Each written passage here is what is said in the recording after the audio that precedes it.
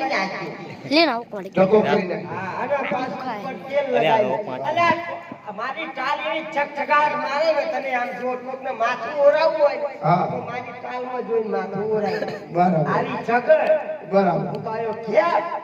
અને મારી બા હોમ એક્શન થી ઉભો રહ્યો તો બા હું પોલીસ કરાઈને આવ્યો જો કેવો લાગુ છું તો મારી બા બૂટ હોમો જોવો તો બૂટ હામો શું જોવો છો હોય જો ને માથામાં બરાબર કે રે મારા રોયા શું કરીને આવ્યો આ દેવઈના ગામમાં જવાનું છે માથા બોરું કરાયું હા. દેવઈના ગામમાં શું માનશે કે કોક મરી ગયું શું બરાબર ભાઈ આ તો મારા બાપને જાતા તૈયાર થઈ જા હું તો તૈયાર છું હે મારા બાપાનો લેખો પહેર્યો ચપ્પો પહેર્યો તૈયાર થઈ ગયો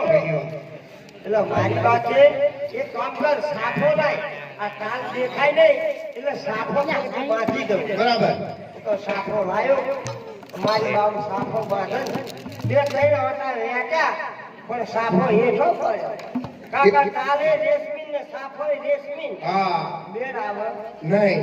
એટલે મારી પાસે ગામમાં જાય અને 500 ગ્રામ દૂધ લેતો આય હું તો દૂધ લઈને આવ્યો હા. મારી બાએ ખાઈને આમ ખાધી દૂધ તૈયાર કરી દીધો હા. અને મને તડકામાં બેહાડ મારા માથામાં થથેડી દીધો બરાબર એક માથામાં બે માથા તૈયાર કર્યા કર્યા બરોબર દૂધ હુકાઈ ગયો પછી મારી બાએ સાફો બાંધ્યો બાંધ્યો આ કે હવે કઈ વાત સાફો બાંધ્યો એટલે તો બા હવે પૈસા લાવી તારે વાપરવા તો કે લે 10 રૂપિયા બરાબર તો 10 રૂપિયા આયા અરે ભાઈ હું તો બહાર નીકળ્યો અને મારી ગુણ પાણીનું બેડું ભરી મારી હોમી મળી હા મને કે જોરા ક્યાં જાય છે તો બોલ આપણી ભાભી કેળવા જઉં છું હા આભાર તારા બહુ બુદ્ધિ નહીં નથી રેવઈના ગામમાં જાય છે ને તો કાક બોલવાનું નહીં અને તે એનો જવાબ આલવાનો બરાબર. નહીં બોલવાનું હા નહીં બોલ કે જો કાંઈ ના આવડે ને તો એક વાર ના અને બીજી વાર હા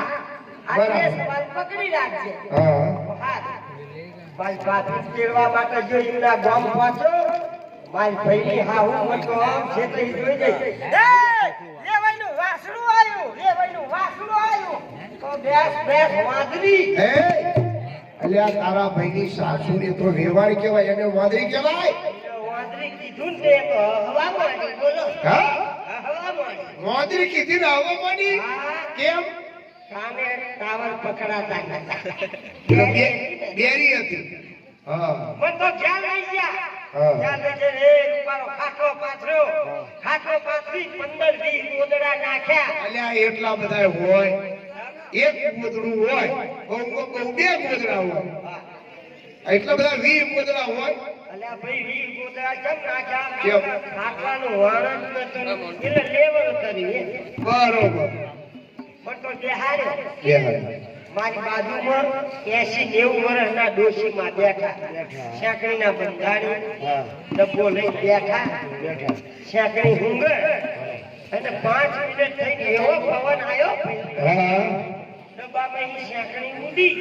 અને મારા નાકમાં જતી રહી બરાબર શેકવું ચાલુ થઈ જાય થઈ જાય. 1 2 3 શેકવું ખાધી અને હા. માથામાં સાફો બાંધ્યો તો નેકળો પડ્યો પડ્યો પાછો તાલ દેખાય ને આહા.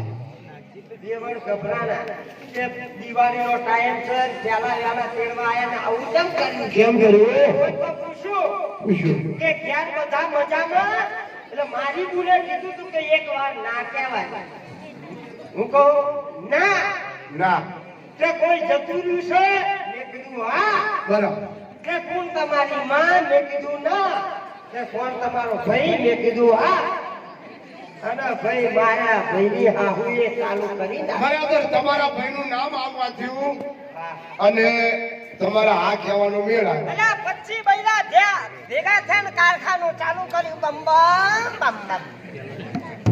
12 વાગ્યા કોઈ ખાવાનું પૂછતું નહીં નથી. અને આમ કેમ કરતા તો આ તો કોઈ તેડવા આવે તો આવો રિવાજ હશે હશે. એટલે આયા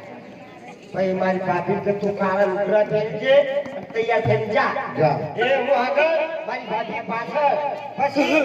મારા ગામમાં પહોંચ્યા મારી બાવા ગઈ કરે